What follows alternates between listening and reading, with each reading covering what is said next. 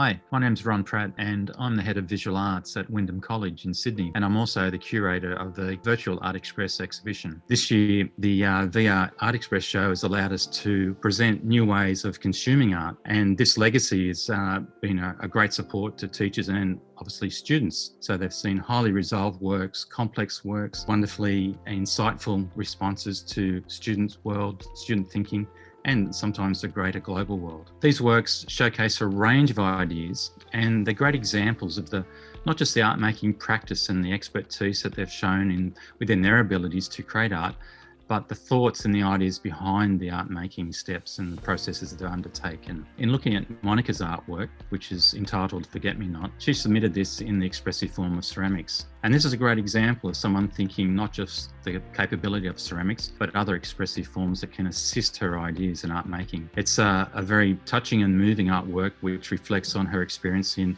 supporting her grandparents or her grandfather with Alzheimer's and navigating a world of memory loss and dealing with the changes of someone that's dear and loved within a family. Dylan's work from Pennant Hills High School is influenced heavily by the currency of social platforms as well as films and gaming. So we look at inspiration from Mad Max to Transformers to movie making and TV shows. And that was a demonstration to students that to engage in art, they need to go no further than their own personal world and the imagination that you can form from that to be innovative and demonstrate your practice. Related a little bit to this is Lauren's work, and Lauren drew many pictures of her friends, again as an example of not having to explore things greater than the own personal world of the student. And it raised questions about what can a portrait do? What can a portrait be for a young person? There was beautiful simplicity and articulation of line work, and again another nice refreshing way not to be drawn into things that students don't understand.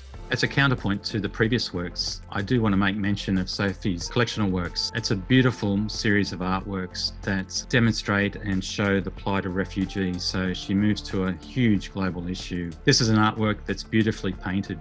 It harks back to the feeling of the Renaissance. There's no more striking work of someone dealing with immense global issues as this, and one of the real memorable works from our show from this year. From the subtleties of drawing and the beautiful 2D surfaces, when we look at a work built in the 3 dimension, and Caleb from Lithgow, his work, the Gargoyle, or the proposed Gargoyle for Sydney Harbour Bridge, is a wonderful sculptural work. It's whimsical, it's humorous, it presents a proposition which is totally impractical, and that's to retrofit gargoyles on Sydney Harbour Bridge, but presents them in a very contemporary note.